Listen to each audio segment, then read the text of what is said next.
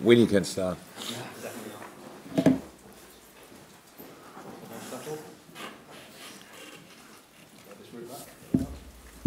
First two, Simon, please.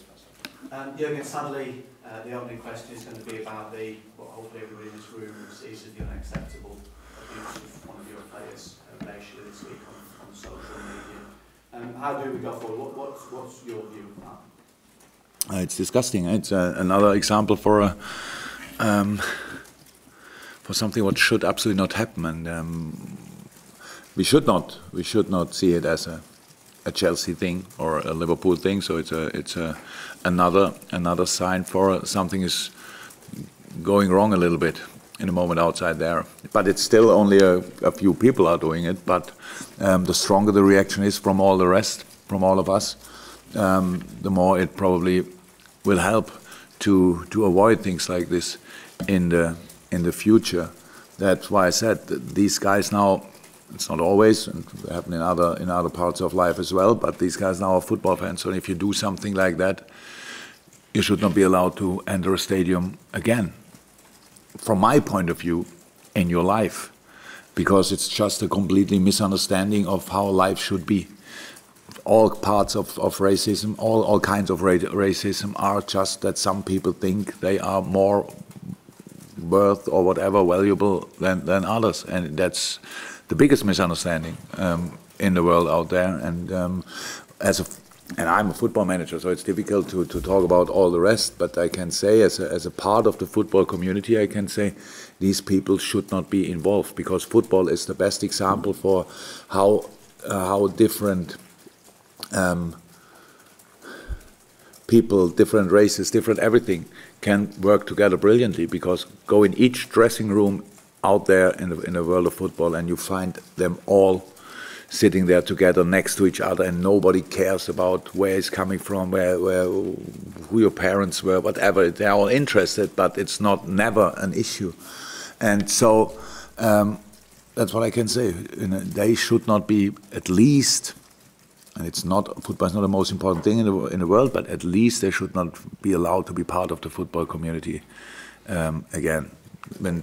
So they did it now, but hopefully this would be avoid that somebody is doing something like this again. And because football is very public, we talk a lot about this, and not only in the moment, but all over the year. So I think we have pretty much a strong voice in that, and we have to use that strong voice. We have to show that we all together think the same. Things like this are not allowed to happen again. I know my colleagues will probably want to ask you about this, so if you don't mind, if I move just back to the football and this match this weekend, seen by some as possibly the last big team in inverted commas, because they're up there and the others aren't, I suppose. So how would you see that? Chelsea in a really good moment, so that's the most important thing for me to know, because we had now two opportunities to watch them during the week. We had them on Monday against West Ham, last night I watched them, of course, in Prague. And they're really in a good moment. That's the truth. And they could make seven changes. I'm not 100% sure. 7 changes between the two games. So rest a lot of players, and still won the game last night. Have now a good position in the European League as well. So that's the case. And yeah, Chelsea in a good shape. Azar in very good shape. That's a big game for us, obviously. Not an easy one, we know that, but come on, we're in a good shape as well, and it's Anfield, and I said it a few times, we have to create the power of Anfield and to use the power of Anfield again. I'm so happy with our crowd, with our supporters, how they deal with everything in the last month and maybe years since I'm in. It's really great how we all develop together, and this is a good moment to show all the improvement and put all the positive vibes and energy in this game. Not because it's the last big one, because there we have only big games. No, because the only one we play this weekend, and it's against a very strong opponent, and we need all our sources to win it, and that's obviously the target. And terms of maybe the atmosphere and the feeling, both from yourself and the players and the fans, there's, whether I suppose we like it or not, there's a feeling of deja vu because it's Chelsea and because Manchester City are in the race and because it's this crunch game. So how do you shake off the shadows of what has gone previously? How do you maybe change expectations or perceptions or whatever it might be from that Chelsea match in 2014?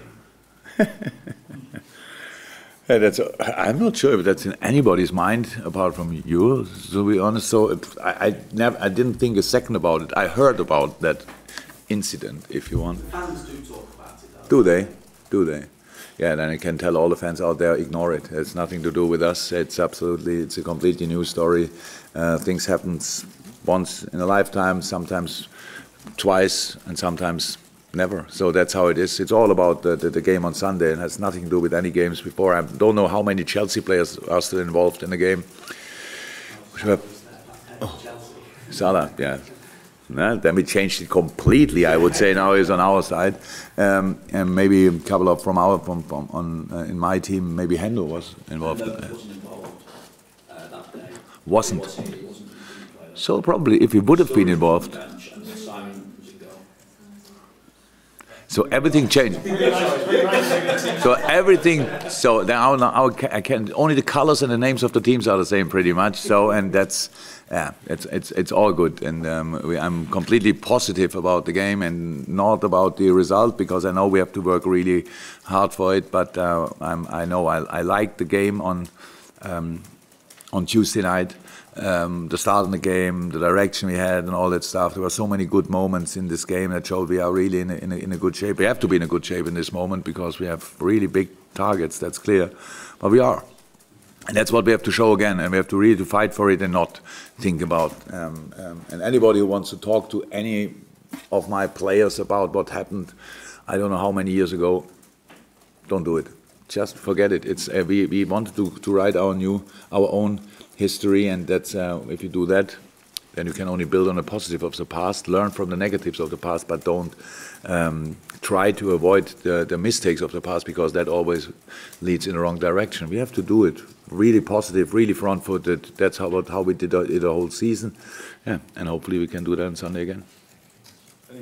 Just on how difficult, how easy a decision is it to continue to play him in that role further forward, and you also sum up the kind of impact that his attitude has on the dressing room overall as well? Oh, that's good. We do that now from now on all the time. Players come in my office and ask for another position, and I play there. There's no problem. So it's brilliant. Actually, it's true. We had that talk. And then it's all about. I'm maybe not that silly, but I knew that he can play the position. But we had the need on the other position, so he played there really well. But you could see now that he was really high energetic. I would say really lively.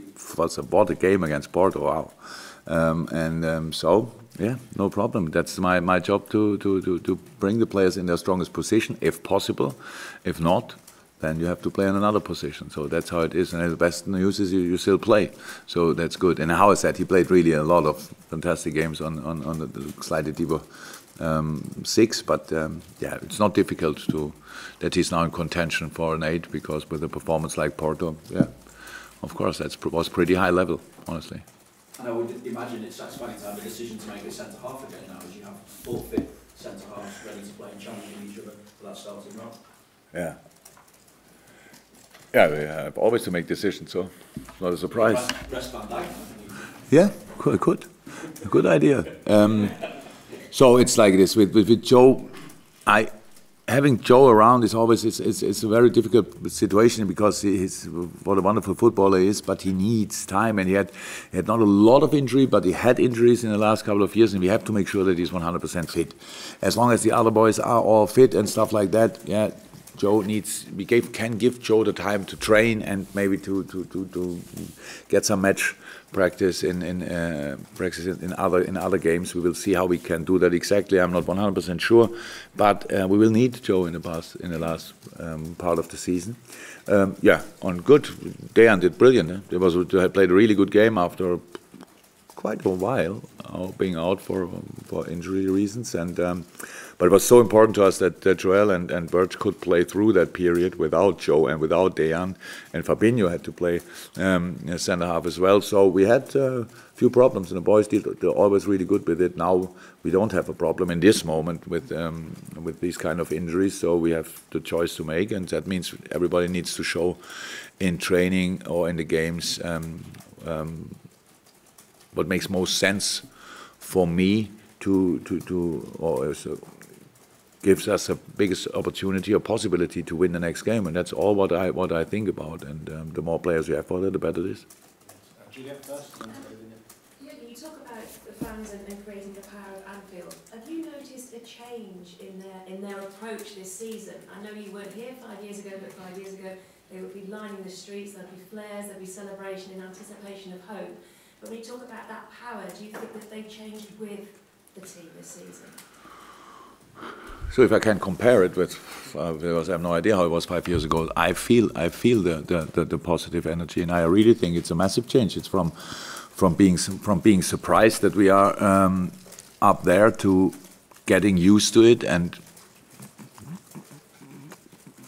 getting more and more confident. Maybe that's all a process. It's a big process. So so that's good. But what I said. The equalizer against Tottenham was for me not the equalizer itself, but like we say, the 5-10 seconds after it was for me the best moment for a long time in the stadium. The reaction we showed there was unbelievable, and so that gave us the opportunity to do it on the pitch as well. And that shows, of course, we feel as one group in the moment, 100% as one group, together with the supporters. Really, that's 100% the truth. That you really feel this. You not only not walk alone, you are never alone in these situations. And we want to do it for all of us. That's how it is. We try with all we have in a very positive way. We try to keep this dream alive. That's how it is. Yeah, in the moment it's all good, but it doesn't make the games not easier. They are still very difficult. And Chelsea is in a really good moment. We can talk a lot about us and what everything happened during the year, and because the results were that good, and over the years we had so many international good games, fantastic home games. Also, doesn't mean anything for Sunday. That's still Chelsea comes here and they want to get 3 points to make sure that they will win the Champions League next year. And that's the job to do. But yeah, we don't ignore the vibes. We try to use them. And maybe to give them even a little bit of a boost with the things we do on the pitch. That's all we can do. Jurgen, a similar sort of question actually. With each win and the closer you get to your targets, the sort of expectation among the fans, the excitement really, as you spoke of, grows. And with the 29-year wait, how does that kind of sit with the players, the staff, the fans, and the club as a whole? I don't think that our fans are in this moment like this. They know exactly. It's not like we win a game and then yes, only 5 to go or whatever. They know that there are still 5 to go. So that's a pretty sensible way to think about it. It's all like it should be, but it's not that it's growing like crazy. And now we have again. So there are people out there. They probably will tell us. So we have 82 points in this moment, and probably a few more at the end of the season. And that's a historical season. It's historical. If you in a lot of other seasons, it would be champion with that. But that's how it is. We cannot say by 90 something we would have been champion with that. It's not important because we are now in the situation. We had to win all these games, and we had to make sure that we don't lose a lot of games. And we needed this long run of positive results to be in a position, because our opponent is Manchester City, and they played. I think it was the FA Cup semi-final, and brought from the bench, if I'm right, De Bruyne, Sané, and Fernandinho. Wow, that's a nice bench, and left out I don't know who. And that's the situation. That's a really strong. Nobody's is hoping or whatever. Everybody's ready to work for it, and that's the only thing we can do. We don't hope it will happen. We want to work for it, and then we will see. That's the answer. But it's not a feeling that if you don't inside. It's not a feeling if you don't do it, then how can that happen? It's for us, how I said it a couple of times, the first time that we really tried, and not number 29 or something, because this group is like it is in a moment completely new together, and so we tried the first time and not a lot more before, and so if you try the first time, it's not the last time that you tried, it's only the first time. Sorry to take it back to the racist abuse question, but how has Mo reacted to that? And do you think it's an issue for him heading into a game against the club? I know you said there's no link, but those supporters were alleged to have been Chelsea fans. I think that's first and foremost nothing to say in public about. So we don't give them these people more than they deserve. That we now speak and tell what one is thinking. The other one, I said what I had to say about it. For me, that's it. Actually, there were official statements from Chelsea, from Liverpool FC, probably from other organizations as well. So I think really a strong reaction is needed. But yeah, nothing to say about. Nothing else to say. It's not only Liverpool and Chelsea. Yeah, she was right back clear. Ian, yes. On Chelsea, Eden Hazard against West Ham was great again. Eden Hazard against West Ham. He said that. He's played well against Liverpool, of course, a few times as well. Yeah. In your time as Liverpool manager, would you say where would he rank as an opposition player? Oh. There's a really few really good players, but Eden Hazard, we don't have to talk about that. He's one on his day. He can be the world's best immediately. Immediately, that's how it is. So he had a brilliant career, 100%. So far, it's not over yet. He has a lot of things what I like in football. So I like his joy. He's kind of cheeky as well, strong, quick. He's a good player. Yeah, but how all good players, they have to play against us as well. So, and we try everything to deny at least a couple of his skills, and yeah, that would help us obviously. I was going to ask, how do you plan for him specifically, or do you try and not think about him too much because you want to do your own thing? We take 13 players this time, and 2 of them play only against Eden. No, it's the best way to try. I would really say to try to make sure that he cannot shine as he is able to. Is to avoid passes to him. That's how it is. We react a little bit better than maybe other teams did. I don't say it's easy. I really don't say it's easy, because when he has the ball, it's already pretty much too late. So we have to try to read the game, to read the passes and stuff like that. There are a couple of things to do, but at the end, yeah, in a 1-1 situation, you can't defend him. Should come help from somewhere else. That's what it is. But yeah, I like how I said. I like footballs like this. So. If he plays his best game, we have to deal with that. And if he can make sure that they cannot play as good as they usually do, maybe, then it's good for us. So we will see.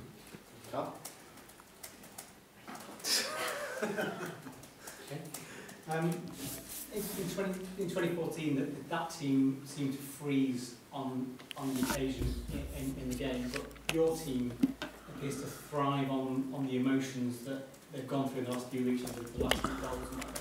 Is that something you can encourage, or you have encouraged in terms of living on that? I didn't think 1 second until I entered this room about 2014.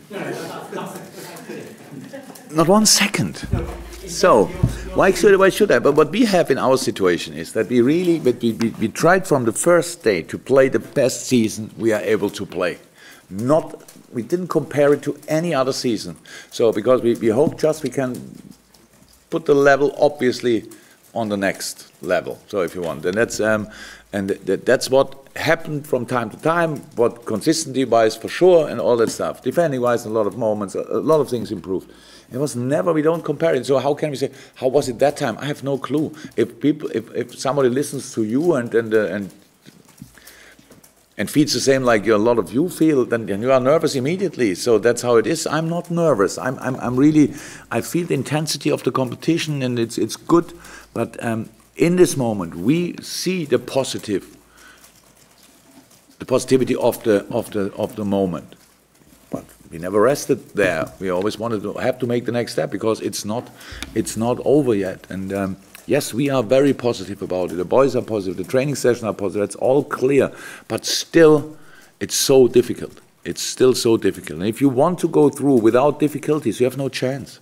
So whatever we can do and encourage the players, yes, of course, with all the things we do during a week, we try to encourage them to play biggest balls football, if possible, to be really to try everything. Because the nice thing in this game is it's not possible to play without mistakes. It's absolutely not possible to play a football game. So you don't have to worry about them. You only have to deal with them. And so if something, we will make mistakes on Sunday, 100%. We have to deal with it. We have to sort it. We have to help each other. And then we can win a football game, nothing else. Maybe because it's Chelsea, you make this kind of stories now. I don't know exactly. And we play at home. Last year, nobody asked me about that before the Chelsea game, honestly. We played them at home. So, but for us, it's really nothing we think about. We are completely focused on the situation now. And, yeah. Hopefully it will work out. I think what I was trying to say also very well was that you seem to thrive on the as a person seem to thrive on the emotion in a game. You're on the touchline. Yeah. I'm just wondering if this is now a team, almost in your image, and that they embrace that emotion as well and use it as a motivator of that.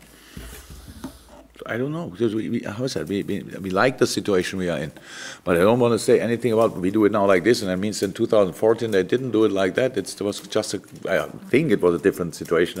How I said, I had no clue. I watched it from Germany and not that intense because we fought ourselves for